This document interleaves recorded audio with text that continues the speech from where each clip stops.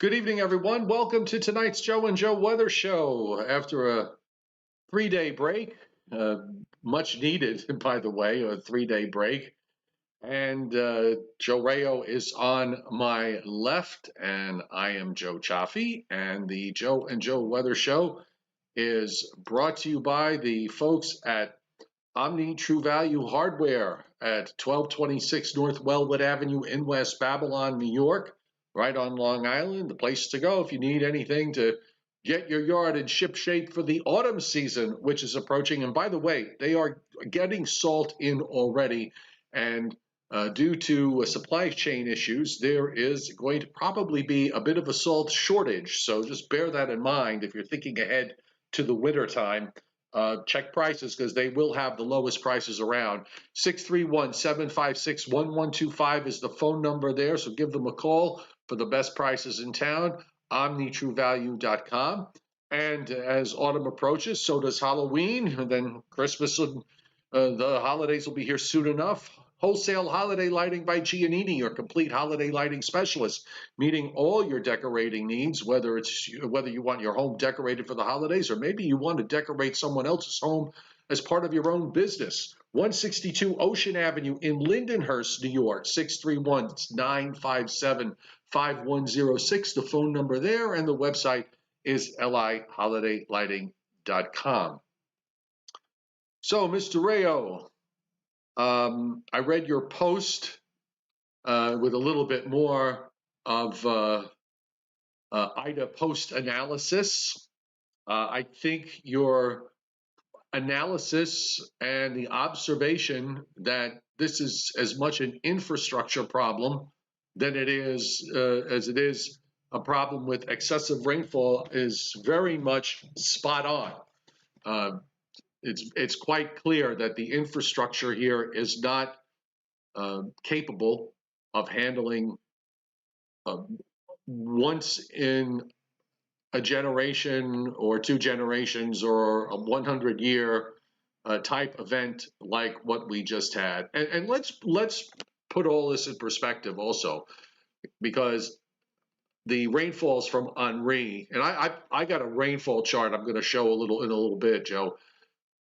Just exactly how we had during the month of August, and this is coming off months before that were on the wet side, but during the month of August, we had probably 4 months worth of rain squeezed into that 30-day time frame, and the bulk of that came in the last 10 days.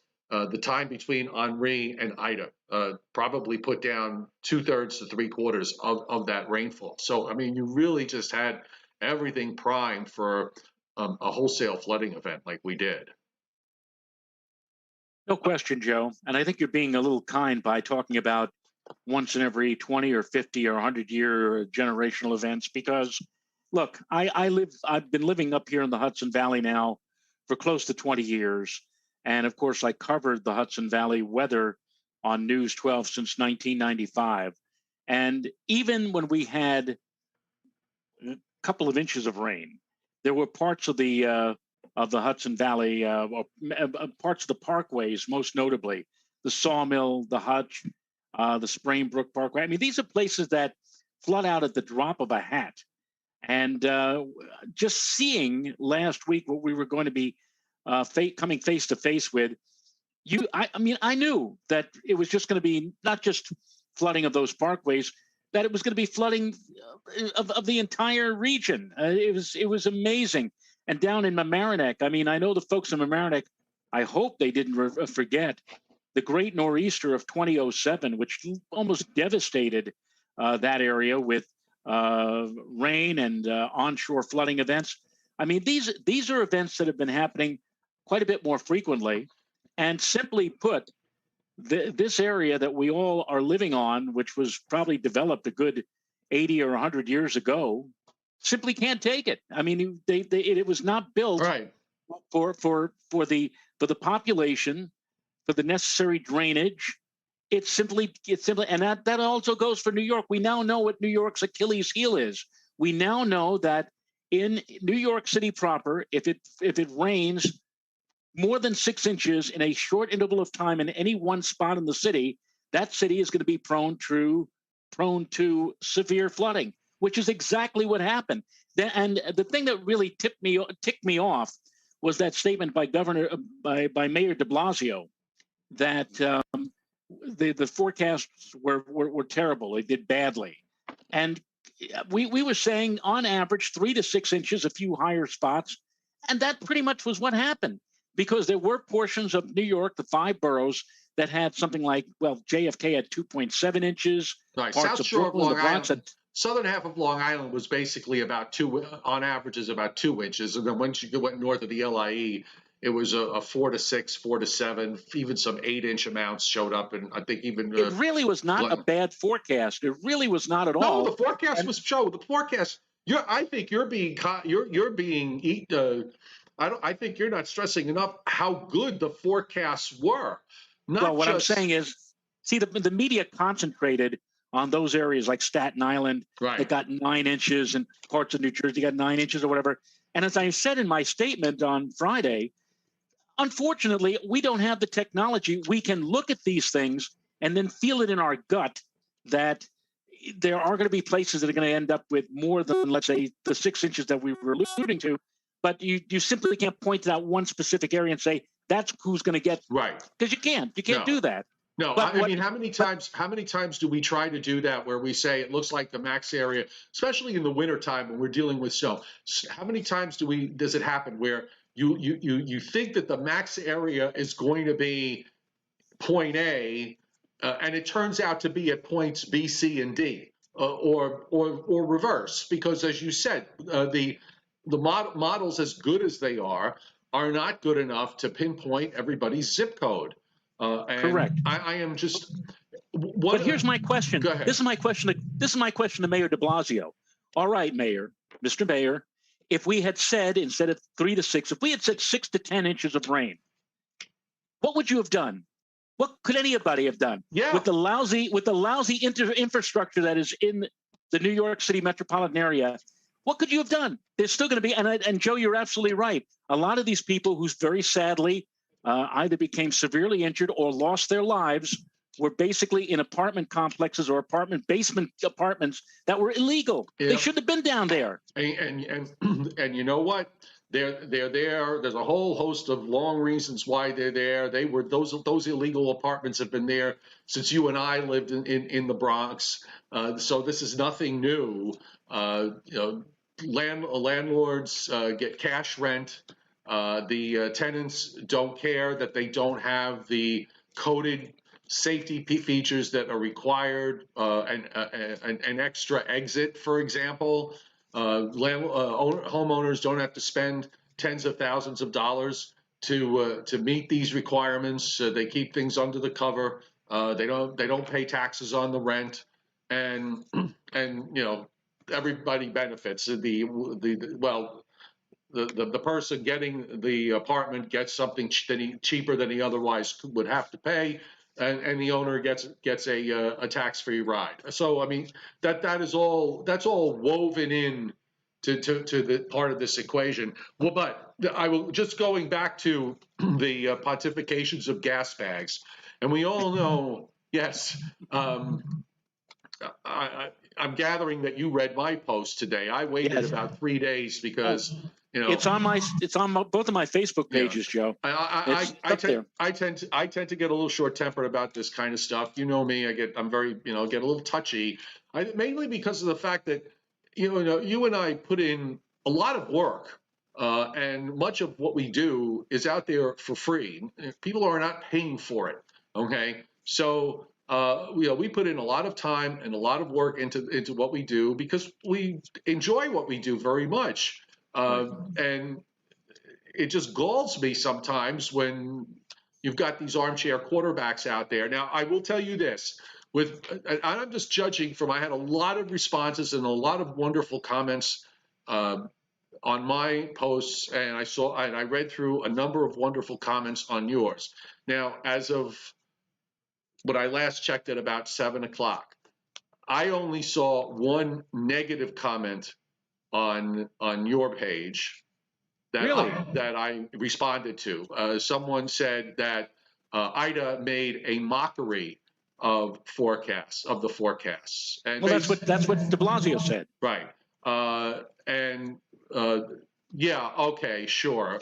Again, going back to what you said, I don't know what they expected. We're easy to throw under the bus. Why? Right. Very simply because everybody will join in on that parade. However, and this is a big however, Joe, if going by the number of comments, and I know it's not scientific, but I'll tell you something.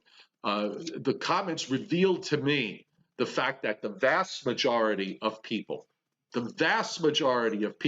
did know that this was coming, okay? Did know Right. the extent of and the severity of what was to come. So they know that what they're hearing is, as I refer to, gasbaggery. And there are a couple of great points that were made. How come when in the wintertime, where states of emergencies are put into place at the drop of a hat, at the fall of a flurry, we have a state of emergency, okay? At the fall of an inch or two, we have a state of emergency. How come the state of emergencies didn't go up this time? I mean, I know there's a difference between how people perceive and handle rain versus snow, but I beg the question. The rainfall severity was known, the flash flood potential was known.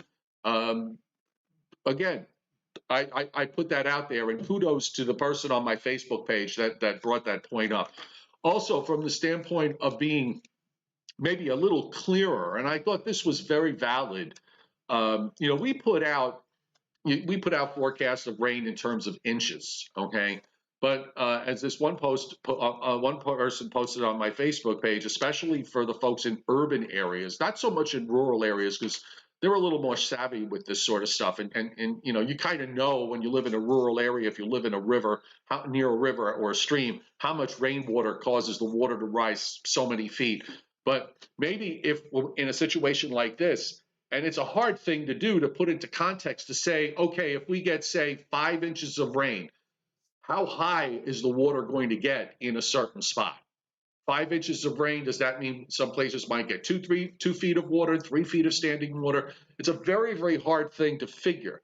But it's valid. I think it's a valid point, because it's a number translating. You're kind of, in a way, you're sort of translating apples to oranges here.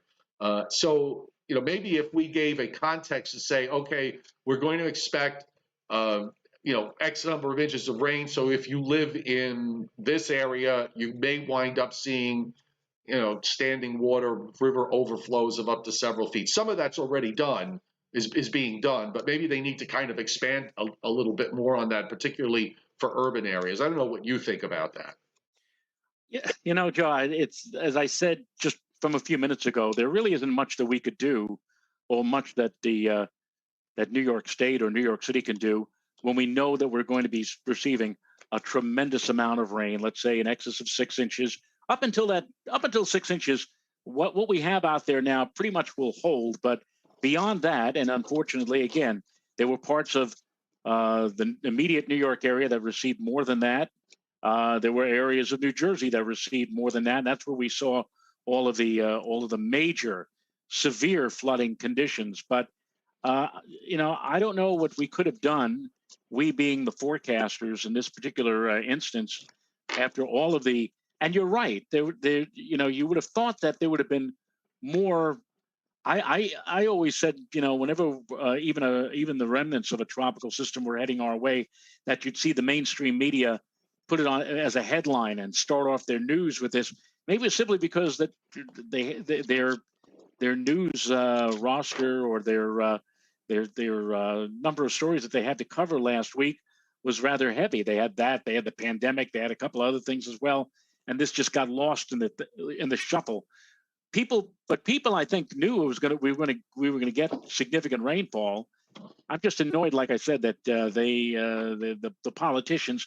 The best line regarding the politicians is a line taken from the movie Blazing Saddles, which was uttered by Mel Brooks. You may remember he's talking to Headley.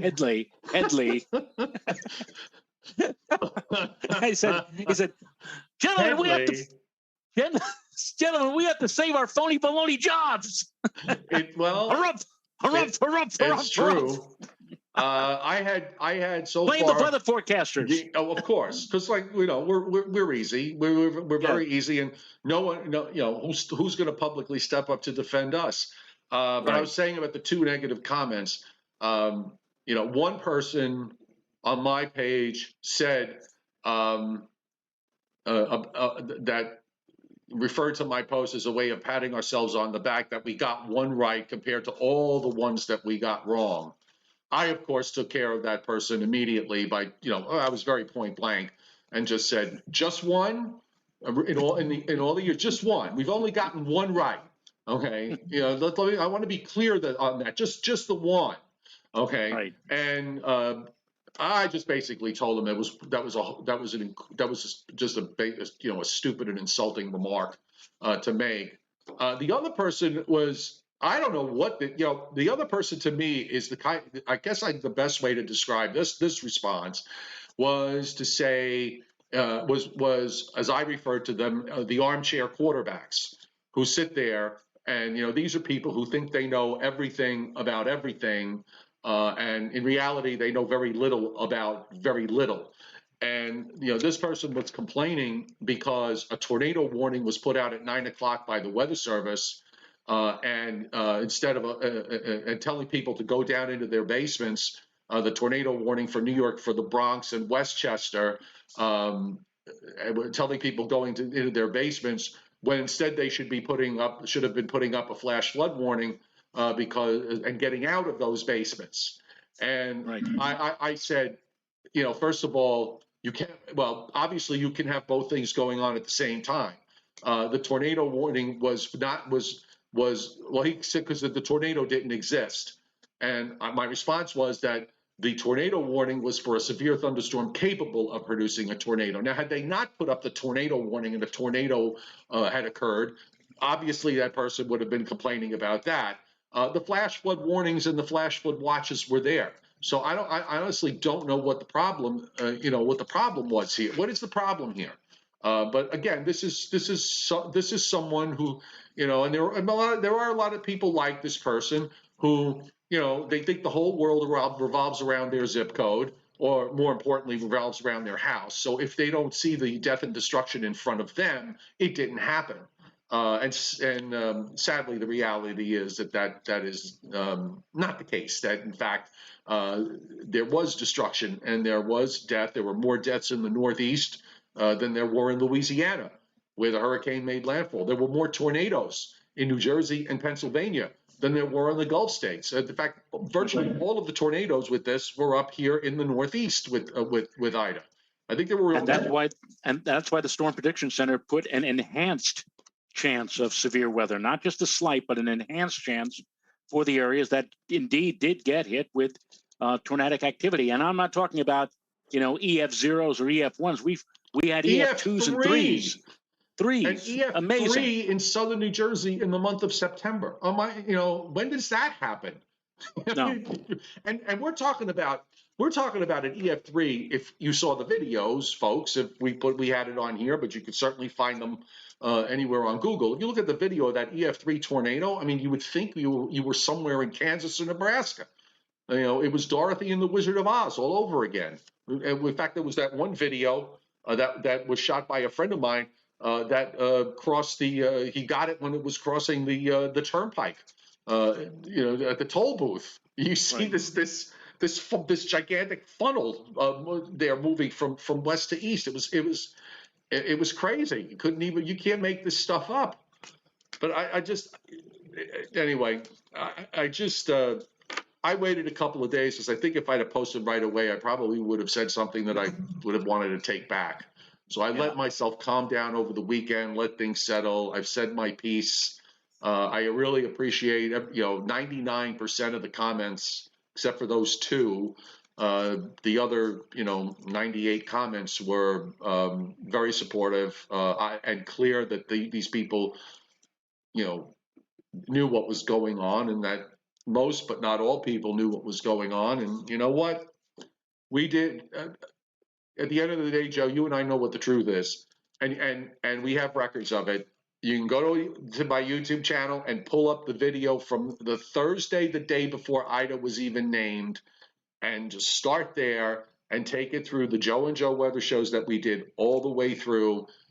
That tells you everything you need to know as far as how much warning and how much information that we were putting out there going into all of this.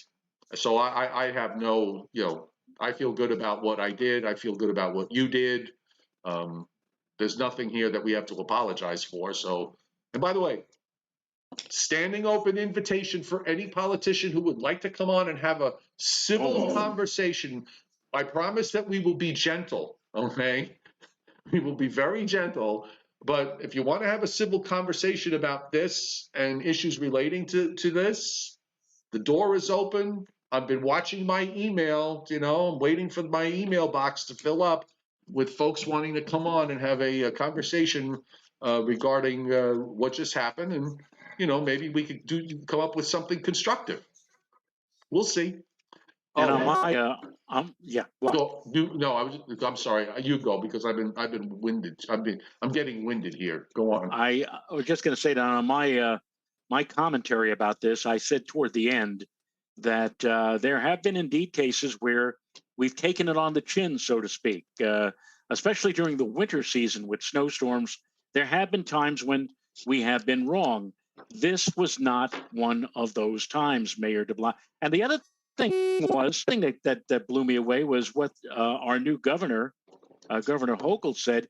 She said, nobody told me that between 8:55 and 9:55, the heavens opened up. Nobody told me about that. Was that predictable? And of course, the day before, I had mentioned here on Joe and Joe and posted on both of my Facebook pages about the fact that the NAM-FOOS, the tabular data, was indicating that between 8 p.m. and 2 a.m. Thursday morning, that over 3 inches of rain was going to fall. And I said, my God, that's like 80 to 90% worth of the month of September falling in that 6-hour time frame. I mean, that was a red flag right there, that in that 8 p.m. to 2 a.m. time frame, right, we were going to get hit hard. And by the way, told the governor about that. And then the nighttime boost that followed that I messaged you, I was already asleep when you responded about which had, I think they gave like 9 inches of rain for LaGuardia on that particular food. So some really crazy, total, but it turned out not to be that crazy in terms of a total number. Yeah, but you know something, Joe, with these the big cheeses that are up in the front of the camera, as far as de Blasio. Well, I won't say what I usually call him, but de Blasio and the governor, I didn't know. It's probably true. It's probably that they didn't know, okay, themselves. But you know what? The staff didn't know. The people that worked for them didn't know, okay? Or if they did know, they decided that this was not anything worth, reporting to the higher-ups and saying, hey, we might have a problem here. So I think they have to look inside their houses and inside their own, inside their own circles with their aides and their advisors and everything else, and figure out, okay, well, how do we get better weather information the next time around? Because obviously, it's not hard for me to believe that it wasn't funneled up to the top, and for the person at the top, so the person at the top could say, okay, maybe we need to do something or another. Or maybe it was, and they decided that it was, all BS, and then they just blew it off. I don't know. Well, I mean, this happens in management. We know, and this has nothing to do with weather, but we know the story about leading up to the Challenger explosion, where there were a couple of engineers who tried their best to warn NASA and Morton Thiokol that what happened could happen. And I remember one of the reports said that they turned to one of these engineers and said, take off your engineer cap and put on your management cap and look at it from our point of view, that we can't possibly not launch because of blah, blah, blah, blah, blah, blah, blah. And they launched, and you saw what happened. I'm sure in a particular case that there were private media services that told some of these intelligence, look, this is what's going to happen, and it's going to be bad, and we're going to get this much rain. And the hierarchy must have said something like, well, is it really going to be that bad? You know, because we've had this before, and you people have always overdone what blah, blah, blah, blah, blah, blah, blah. And this time, unfortunately, for the blah, blah, blah, it didn't turn out the way the blah, blah, blah was suggested. Wah. Exactly. Yes, exactly. ma'am. Wah, wah, wah. Two super chat. Two super chat hits tonight. One from Leon Probitsky, or as he's better known as Leon of Lindenhurst. And his video tonight from Lindenhurst is on my Facebook page if you want to take a look at it. Thank you, Leon. And also, your New York State strip dinner looked very good. Mine would look just as nice from Texas Roadhouse, except I had a ribeye tonight. And here's a question from Alexandria Downey, who hit Super Chat tonight. Thank you, Alexandria. And Joe, she has a question for you. Could the solar flares have affected the severity of Ida for us here in the Northeast? That is I doubt it. I doubt it. First of all, there were a few flares in the last week or so. One that happened about 4 or 5 days ago. There was an M-class flare, which was a pretty good flare, but I doubt it because a lot of these flares were relatively minor. For me to even find, we would need one of these X-class flares, right, the kind that pushes the visibility of the aurora all the way down to Florida or whatever like that. We had nothing like that.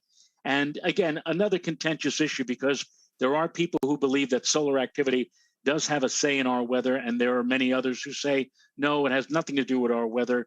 The ice age, the little ice age of the 17th century was more likely caused by volcanic activity, not by solar activity. Again, one side says one thing, the other side says another.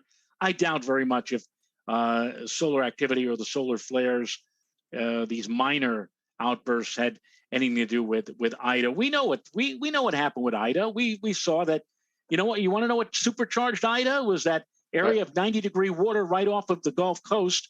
And what supercharged it again when it was up in our neck of the woods was that trough of low pressure, Joe, that we spoke about for 1 or 2 days before it arrived here. That trough of low pressure in the Great Lakes, which came in, coalesced, and more or less juiced up the remnants of Ida. We talked about that Monday and Tuesday. You could see it on the satellite as it's Wednesday when it was all going on Wednesday. You saw that upper trough just start enhancing cloud. I showed it on my early video that day on Weather in 5. You could see the upper trough swinging in and enhancing all the clouds across West Virginia and Western Maryland, and that was all coming up to the Northeast. By the way, Joe, just to let you, just getting some weird like buzzing sound every once in a while. It might be on your mic, so I don't know if it's moving or something, but it's gone away. It might be because I'm moving. It might be because I'm moving because it could be. I'm anxious, you know. And all of you folks who take Joe's advice and look back on last week's Joe and Joe shows that we had, and not once but twice last week. As Ida was about to move in, and the mention of this upper trough coalescing with Ida, plus the fact I mentioned that whenever there's tropical moisture involved, and certainly there was tropical moisture in this particular case, that I said sometimes I've seen cases where the model guidance is off in terms of rain amounts. And I said sometimes you have to double or even triple the amounts. And you said, and this is a direct quote, right. You said, all right, that being the case, I'll say maybe 8 inches. Please, let's not go to 12 inches. Right, please do not go anywhere near 12. Well, I know, but you know, it was on the table being discussed as a possibility, and the bottom line is that the magnitude of what was happening was certainly front and center. By the way, part of the folks among the folks that commented, whose names I will mention.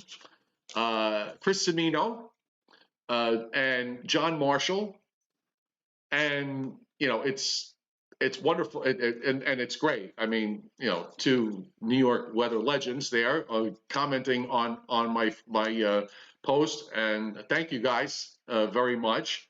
But Joe, I mean, to top it off, the best one.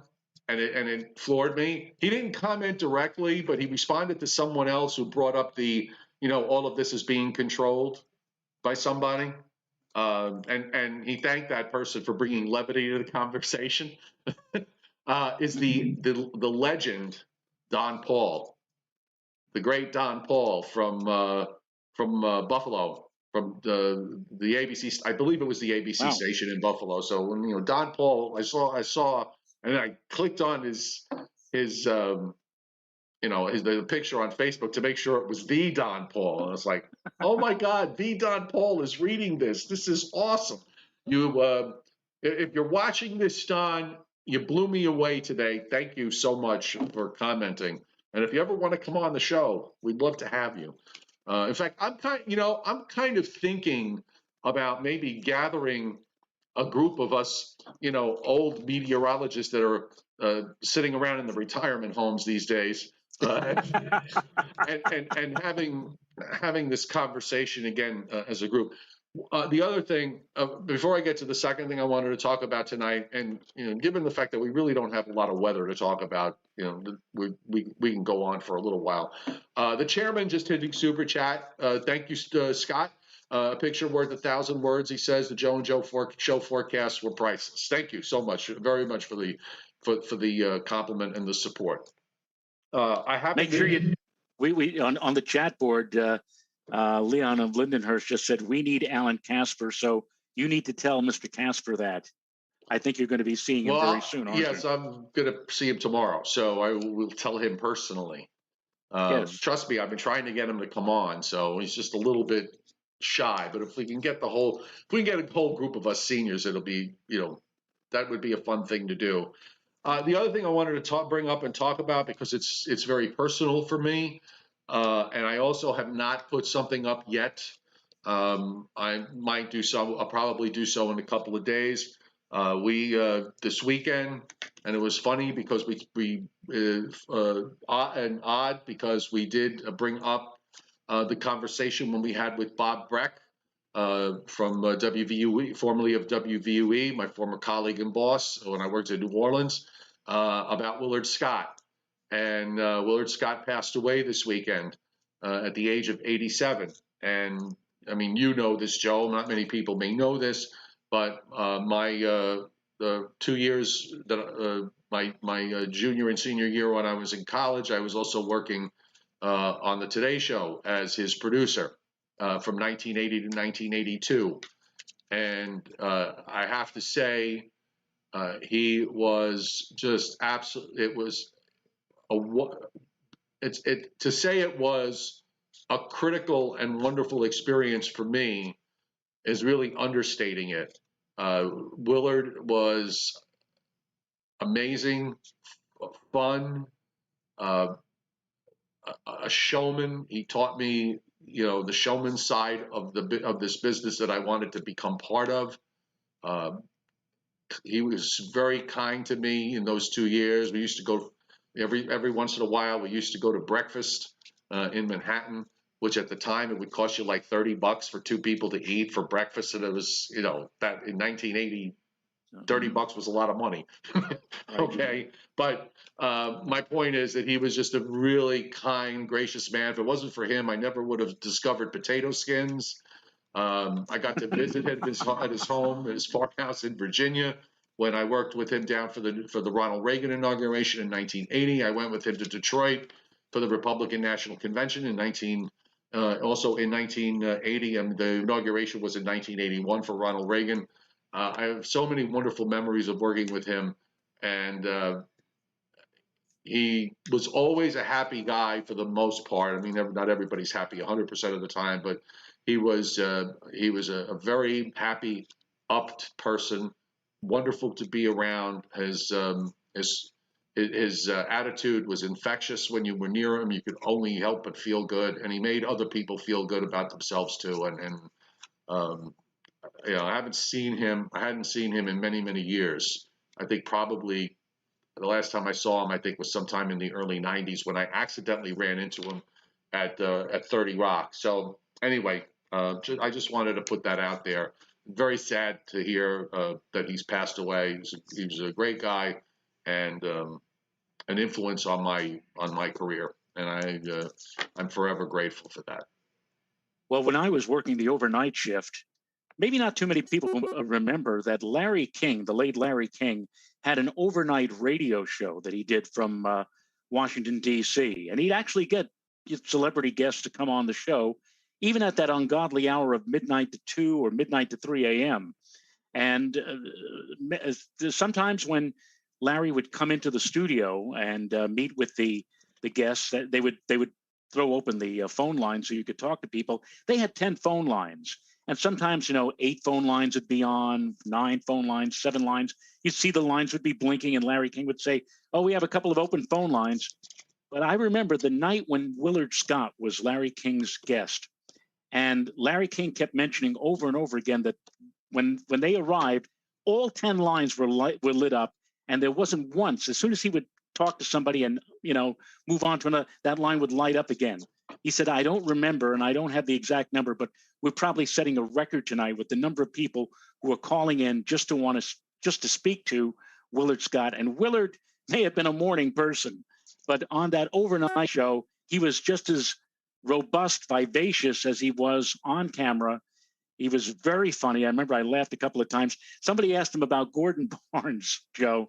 Yeah. And he made the comment about Gordon Barnes. He said, "Oh, my good friend Gordon Barnes, he could forecast the weather 4 years from now, but he can't tell us what is going to happen tomorrow." And I fell on the floor when he said that. That was amazing. You couldn't help you couldn't help but like him. You really couldn't help but like him. Now, somebody here on the chat board, I think it was Keith James the second. He says, "Ira Joe Fisher's still around." There's a story about that. Ira Joe Fisher's on Facebook, and somebody had posted his memories of him. He said that as soon as he came into the New York market at WABC Channel 7, and his shtick, Ira Joe's shtick at the time, was he used to do the weather by writing backwards. You remember this, Joe? Yeah, I remember. He'd have a weather map, and he'd actually be doing the forecast and everything backwards with this grease pen or something like that. Anyway, when he came into town, he gets this phone call from Willard, and Willard says, "Hey, Ira Joe, how are you? How are you, you old rattlesnake?" He says, "What's going on?" He says, "Hey, why don't you and I get together tomorrow for lunch at 30 Rockefeller Plaza?" And like, he comes to Rockefeller Plaza, and there's Willard Scott, and they go up to the 65th floor. Willard got a window seat so he could look out over the skyscraper of New York, and he didn't realize that Ira Joe had this problem. He was a little leery about heights, and you could see it. And you could see it on his face. He said, "Oh boy, sorry, old buddy. Hey!" And he called over one of the maitre d's. He said, "Could you get a curtain to close this so that we don't have a view?" Yeah, that's. I mean, that was Willard, and I envy you, Joe. Yeah, watch your mic, Joe. You're dancing around. Watch your mic. All right. Well, I'm agreeing with him because not only did you meet him, but you had a chance to work with him. One of the great things that I am sorry about is that I never at least had a chance to say hello to him and shake his hand and just say how great he was on television all those years on the Today Show. I once got a phone call from a friend of mine at NASA, Joyce Milliner at Wallops Island. He called out of the blue, and I knew there wasn't any launch. I said, "Joyce, what are you calling for? I mean, are you going to have a secret launch or something?" She said, "No, I just want to ask you something." He says, "Do you know Willard Scott?"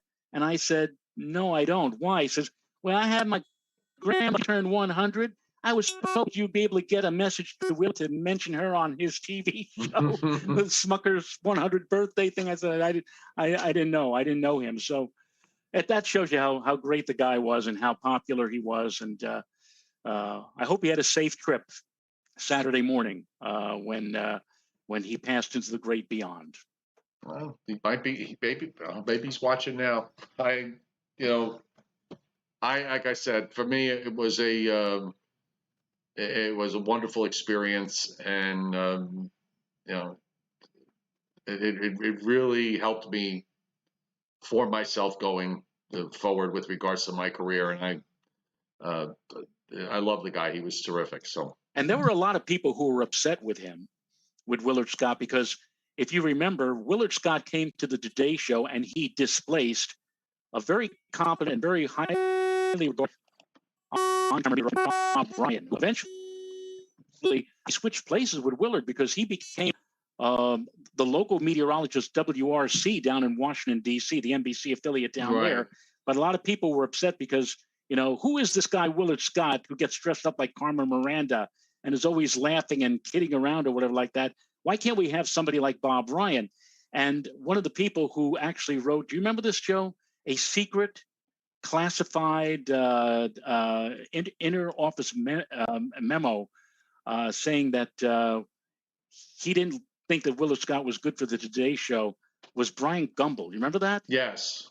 And Brian Gumbel was like, and somebody, of course, leaked the memo, and immediately Brian Gumbel got blowback from everybody saying, "How could you say this about this wonderful man, Willard Scott, or whatever like that?" He actually didn't like it. I was there when that happened, so I remember it. I was there when that occurred, so that was not a fun time. But I'm sure that Willard didn't bear him any grudges and probably said, hey, listen, buddy, just rolled off my back. I could tell Willard would say something like that. Well, maybe he didn't. It took a while. Let's leave it. Let's put it that way. It took a while. Happy birthday to Christina Pedia, by the way, who's a regular here. We wish you well and many happy returns of the day. Happy birthday. Okay. As I said, just to finish off this whole conversation with regards to Ida, and I mentioned at the beginning of the show about rainfall. This map shows the rainfall. It's hard to see because of all the colors, but where you see the purple, that's all eastern Pennsylvania, the northern half of New Jersey, Long Island, most of Connecticut, the lower Hudson Valley. The purple is all 10 to 15 inches of rain. This is for the 30-day period going back to August. These are the last 30 days. So actually, this map is a few days off, but this goes back to August 2nd. And the purple that you see across northern New Jersey, there from the Turnpike north to about Route 78, that's all 15 to 20 inches, and those little white dots are 20 plus inches. So basically, it's about 3 to 4 months worth of rain that all fell in about 30 days' time, and the bulk of it falling in the last 2 weeks. Let's also get Harvey. I'm sorry, Harvey. I'm jumping the gun. Harvey. Here. No, Harvey. No, Larry. Larry. Right. Harvey is the Honeymooners. Larry is the Three Stooges. I get that. But there is Larry, the one dominating feature. You know, they talked about this becoming an annular hurricane back when it was first forming. And I don't know, they haven't really said anything about it since. But, geez, I mean, it kind of looks like one. I mean, I could be wrong. They have all the technical stuff to figure that out. But a very large eye there. Still a Category 3 hurricane. Just, you know, completely, it stands out with everything that's out in the Atlantic, which isn't much. It's just the one hurricane. And it seems as if we're going into this period right now where things are calming down just a little bit. The tropical waves out in the Atlantic, particularly the ones as you look out east, are on the weakish side. There's some disturbed weather moving into the Gulf of Mexico that the models were trying to key on. Something weak developing later this week, and then maybe moving off the southeast coast. And the Hurricane Center is talking about that on their outlooks. But conditions in the upper atmosphere are not really all that favorable for tropical cyclone development. There's a lot of little upper lows running around that are creating wind shear. But Larry seems to be in that one zone where things are holding up. And as far as the track of Larry is concerned, and I'll bring it up on the GFS, you can follow. Wait a minute, Joe. Joe, before you show that track, I'm sharing right now. Show the track that I have. Hold on, just a second. I'll flip the window here. I'm gathering. Yeah. Did you do that? No, I did not. This was. I have to thank. That's genius. I have to thank our legendary friend in New York weather, Craig Allen, who came up with this on his Facebook page this afternoon, and I said, I've got to use this because that's just genius. That really is. Oh, good Lord. Well, you can see that Larry's going to probably pass east of Bermuda by a fair distance. Hair receding hairline and all. Hey, And porcupine. yeah, exactly. And make a fairly close pass to southeastern Newfoundland late this week and go Friday into Saturday. So that'll be the GFS kind of shows it just clipping southeastern Newfoundland, but it passes well offshore. Now, the surf here is going to start getting a bit rough, certainly from Wednesday on as the hurricane goes by. And there you see it there by Friday evening. It's actually right over near St. John's, Newfoundland, there in southeastern Newfoundland. And then it goes on its merry way south of Greenland and between Iceland and Greenland into the Arctic death zone, the Arctic graveyard that tropical cyclones occasionally find themselves in at the end of their life cycles. So no effect here. And if we look, at least for now, while you can see there are these waves that are moving westward in the tropical Atlantic as we move into next week and beyond, none of them are being developed by the models at this time. Now, that doesn't mean that they won't develop, but there's one here, but this is way out, 11, 12 days from now. So who knows if that's going to be, if that's real or not. We seem to be going into this period where things seem to be quieting down for a while. And Joe, that's perfectly natural if after you've had such a run that we've had from the beginning, from what was it, August 8th or 9th, when Fred popped in until we got through Larry here. We've had what, F, G, H, I, J, K, 7 tropical systems in about less than 30 days. That's a very, very active stretch. So if it goes quiet for a week or two, it wouldn't be that unusual. Even in an active season, you get these little lull periods. Right. One thing I think we could say with some surety, and now, Lord help me for saying this, it looks like we're not going to approach or match the number of tropical cyclones that we had last year. Oh, we knew that was going to happen. I mean, well, we knew that. But you never know, right? No, but yeah, but no, last year was such an exceptional year. But again, right. Now that I got the maps back on the screen, you can see the close pass there Friday night, southeastern part of Newfoundland, and then on it goes. And then these, no standout waves. There are a few of them that roll across the Atlantic there. One or two of them may try to develop, but nothing that seems to be pressing. And by the way, the models have also were trying to show something later next week, going in something major, maybe going into Texas, but they've really backed off from that. Now, it may come back to the same place at some point and bring that back in, but for now, they've really sort of backed off on that idea.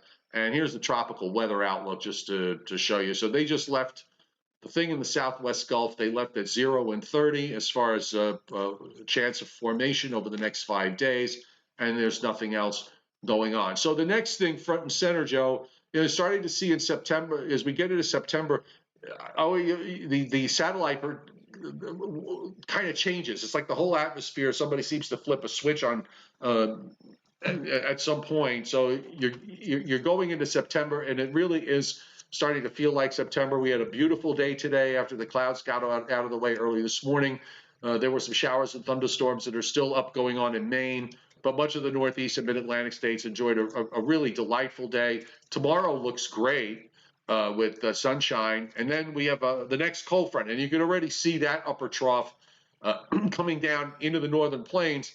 We got this active northwest flow setting up for the next couple of weeks. It's going to be interesting, and we're going to get fronts coming through every 3 days or so, and it doesn't look like it's going to get hot for any long stretch at least.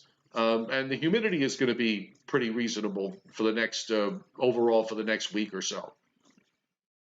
Yes, I agree. And we said we have been saying for the last few shows that we're back to the same kind of pattern that we were in during June and July, where we get these frequent short waves or troughs coming through every 3 or 4 days, which precludes any long stretch of heat and humidity. We did not see that in August. In August, we went through a long stretch of like 8, 9, 10 days of high humidity and or warm to hot conditions. That's not going to happen with this fast or progressive flow that we're seeing right now as we move through this month of September, and thank goodness for that. By the way, Joe, 50 degrees at my house on Friday morning, and 52 degrees on Saturday morning. It was absolutely lovely. It was lovely. Yes. It's AC's yes. off, windows open. Great weather here. Not much going on the radar tonight. Pretty quiet across the Northeast, the Mid-Atlantic states. There's some scattered action going on in parts of the Southeast. Nothing to write home about. Some scattered action in Florida. You can see what's going on in eastern Maine with some showers and storms. That was the only area today that SPC had a marginal risk for severe weather indicated. Up in northern Minnesota, we're seeing some showers. Across central Texas, we're seeing some showers, but much of the nation is pretty quiet. The Storm Prediction Center has a marginal risk up in northern Minnesota and northern Wisconsin, and that marginal risk now is just left over in eastern Maine. For tomorrow, we're looking at a slight risk for Michigan into northern Indiana and northeastern Illinois, including Chicago. Marginal risk on either side of that, a small area of marginal risk in Oklahoma and into Kansas. But as you can see, from Maine to North Carolina, northern North Carolina, no thunderstorms are being forecast. And then on Wednesday, for now, at least with this next cold front approaching, no severe weather is being indicated. SPC doesn't seem to be too excited about the prospects of severe weather on Wednesday, but they do have an area of general thunderstorms. We're not going to see dew points flying up to 70. And it's not exactly, there's no real tropical forcing here. So I'm thinking, while there might be the odd thunderstorm that could be on the strongish side, I'm leaning against any kind of severe weather risk for Wednesday at the moment. And you can see, I know we have two sponsors, and this is not really a sponsor, but I figured I would do my wife a favor here since she is one of the directors. And Joe, we never did get around to figuring out where we could have met and had some of the people from our show, who watch our show, to meet with us. However, if any of you are care to be in the vicinity of Putnam Valley, my home base, this weekend, the German American Social Club of Peekskill is proudly announcing that they're having their annual Oktoberfest under a gigantic party tent, rain or shine. Well, we don't have to worry about rain. I think the weather is going to be just fine for this upcoming weekend, both this coming Saturday and Sunday at 11 Kramer's Pond Road in Putnam Valley. And if you're into German music, if you are into German food and German delicacies, this is the place to be this coming weekend. And besides that, I will be there. So if you want to meet one half of the Joe and Joe show, unless Joe, I know you want to head back south this weekend. But I'm going to be heading back. Ida took a lot out of me, and over the next couple of days, I got stuff to do, but I got to get on. I got to get back to the log cabin. Well, I will be there. No, I will not be wearing my lederhosen for this. So no, you're not going to see me there. But Renata, she'll probably be wearing her Dendel, which is a German outfit. One of the young ladies you see in this picture, she's wearing an example of that. If you like German music, there's going to be great German music there, great German food. And Joe, guess what? There's going to be beer. All the beer that you want to have. Let's flock all the beer now. You want at the Oktoberfest. So if you have a chance, if you're in the neighborhood, come on down both Saturday and Sunday. 11 Kramer's Pond Road, Putnam Valley. Is there a phone number? Yeah, you can call if you want more information, 845-528-5800. And that's 845-528-50. What was it? 528-5800. 845-528-5800 or 11 Kramer's Pond Road, Putnam Valley, New York. Come one, come all to the Grand Oktoberfest this weekend. Out of town, do not call collect. Collect. Right. Okay. All right. Let's just run through the rest of the weather stuff here for tonight. And WPC was indicating with these thunderstorms for Wednesday, they're actually showing about 3/4 of an inch to an inch and a quarter in eastern Pennsylvania and northwest New Jersey.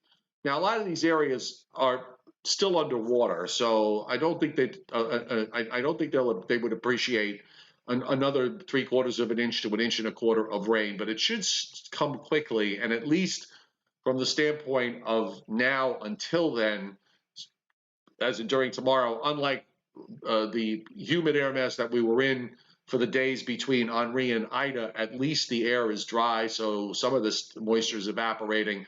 But just bear that in mind, folks. If you're in Eastern PA, Northwest New Jersey, and even up into the lower Hudson Valley and the Catskills, it's not going to take much to set off a little bit of flash flooding if they wind up getting a stronger thunderstorm cell there. And this will come probably late Wednesday into Wednesday night. And then after that, it really, again, it doesn't look to me, if we're going to have this northwest flow from Canada basically dominating the weather picture for the next week or so, and the fact that the tropics are pretty quiet, nothing really of consequence is going to happen other than when these fronts go by. So you got this deep trough with the front that goes by on Wednesday, and you can see it here with this amplifying trough, and the westerlies going all the way down into northern Florida, which is going to make for some lovely dew points here Thursday, Friday, and into Saturday. When that finally lifts out, and you can see how it captures Larry there, the weak Atlantic ridge this time around. So Larry gets just west of 60 and then moves northward, clips Newfoundland, and then goes goodbye. That lifts out. The next trough already swinging in Sunday into Monday. There's another one that comes in right behind that for the middle of next week. And then after that, the westerlies pull up a little bit, but they're still overhead. The ridge starts to build back into the southeast for a little while. And then ultimately you start to get more troughing coming in toward the end of the forecast period. And there's some debate about with the models from run to run as to just how strong that ridge is going to be. This one was stronger than some of the other ones, Joe, but I've seen a lot of runs lately that keep that northwest flow alive and vibrant for the next 2 weeks or so, which will make it interesting if that winds up verifying, if only because it means that we're going to have some nice cool shots of air coming down from Canada and not much of an extended summer either. Now, what do you think about Wednesday night, Thursday morning, Joe? I mean, in terms of the frontal passage, I'm thinking like maybe a half, maybe 3/4 of an inch for a few folks, maybe. Certainly nothing like anywhere near compared to what we just went through with Ida, although some people might actually think, oh, no, it's going to rain again, that kind of thing. What do you think about? Again, obviously, the ground is still very compromised. So if somebody winds up getting into a heavier thunderstorm that puts down a quick inch of rain, you're going to have some flooding. I don't think that's a controversial statement.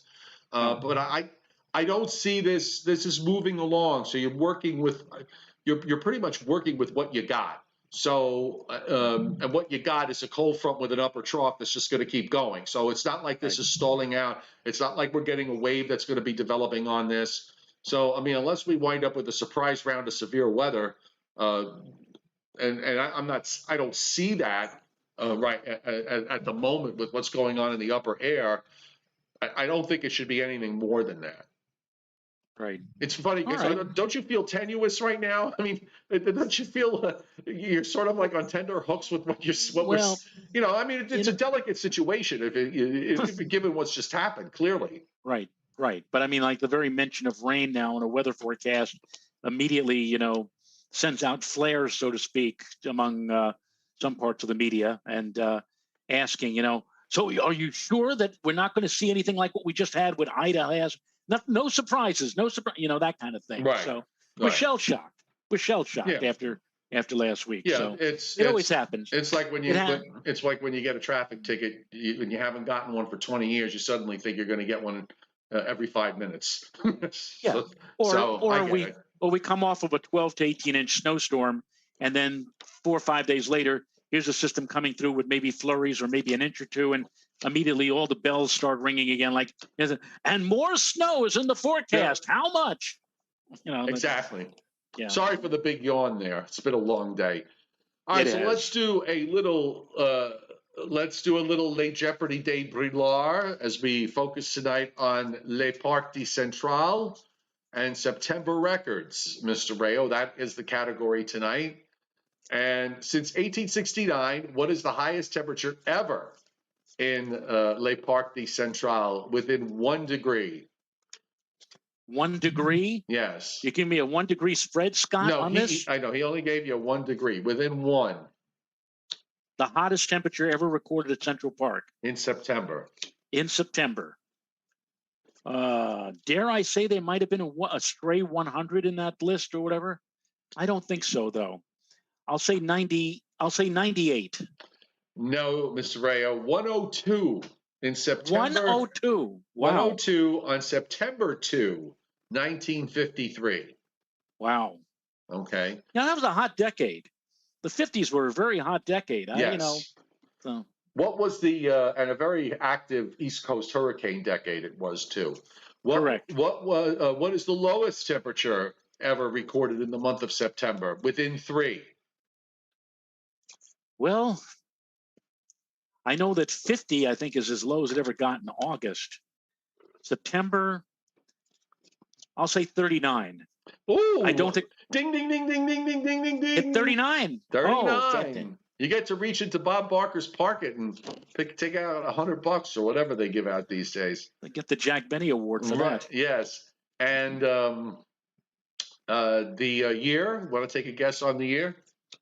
Oh, probably was before steam engines started polluting the atmosphere, as the late Tex Antoine would say. How about 1917? Oh, you know what? Pretty close. 1912. The year of the Titanic. That's right. What was the lowest high temperature ever in September? The lowest high temperature, and this is within 3. Oh God. I would not doubt that the lowest.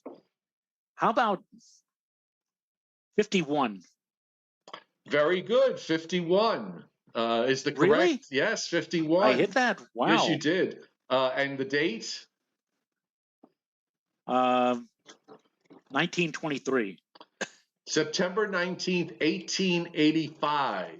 1885. What was the most rain ever recorded in the month of September within 5 inches?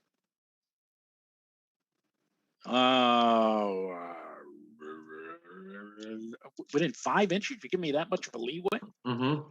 5 inches. Now wait a minute. The most rain is that? You mean in 24 hours, or the most rain for the whole month? I'm sorry, but this is the monthly rainfall record for the month. Oh. Within 5. Well, we've been seeing these records that we've been approaching in July and August have been like 11 inches and 10 inches or whatever. Now September, maybe a hurricane or two. How about 12.5 inches? 16.85 in 1882, but you had to be within 5, so you were within 5. Okay. Well, you know what? 1882, and I mentioned this on my commentary about Ida last few days ago. That 1882, we had the greatest 24-hour total for rainfall at Central Park in 1882. Okay, so that explains the 1685 then. Right. I think so. We had like 8 or 9 inches in one day in 1882. So right there, you had half of the total complement for the entire month all in one day. That must have been something. And the bonus question is that exactly 50 years ago, Labor Day, this major U.S. city received its earliest snowfall ever of 4 to 8 inches. What was that city? Oh, it's a major city. Well, Joe, it's not. It was just a year. But it was just a year ago, Joe, that we had the Denver 97, followed 2 days later by the blizzard. Right. So it'd have to be someplace elevated or whatever. I won't say Denver. How about I'm torn between Casper, Wyoming, and Salt Lake City, Utah. I'll say Casper, Wyoming. You should have said Denver. Denver? Yep. Really? You should have said Denver because Denver was the correct answer. So you didn't get the bonus question, but you did pretty good with all the others, which is a big plus. So well, that's pretty good. Yes. Yeah. So we had our little rants at the beginning of the show, and we managed our way through it. So thanks everybody for being here tonight. I'm pretty sure there won't be a show tomorrow night, barring a miracle. No, you're going all the way down. You're going down to what? Seaside Heights? I'm going down Ocean. Oh yeah, I'm going down to Seaside for the day. So I doubt. I kind of want to spend the day there with Alan, and he's got his brother-in-law there too. So I don't know that I want to get doing a show with him would be the right that would be the right time. So we'll save it for another day. So no Joe and Joe show tomorrow. But we will be back Wednesday night at the usual shopping time, which is 7:30 Eastern time.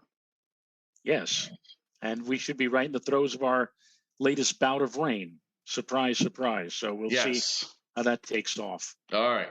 So everybody have a great evening. Hope you're recovering from. Hope Ida was gentle to you, and hopefully you're slowly but surely recovering from any damage that you might have, and flooding. Hopefully you don't, but I know a lot of people do, and some people had it that never thought they would see it. But this is what happens sometimes when everything comes together in the wrong way, as it did this time around. So have a great night, and we'll see you on Wednesday. Nighty night, everybody. Bye bye, folks.